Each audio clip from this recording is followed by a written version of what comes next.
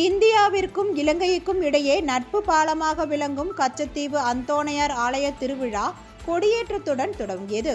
இலங்கை யாழ்ப்பாணம் வரை மாவட்ட ஆயர்கள் தமிழகத்தை சேர்ந்த 3000த்திற்கும் மேற்பட்டோர் கச்சத்தீவு திருவிழாவில் கலந்து கொண்டுள்ளனர். பாதுகாப்பு பணிகளில் இரு நாட்டு கடற்படை மற்றும் பாதுகாவலர்கள் ஈடுபட்டுள்ளனர்.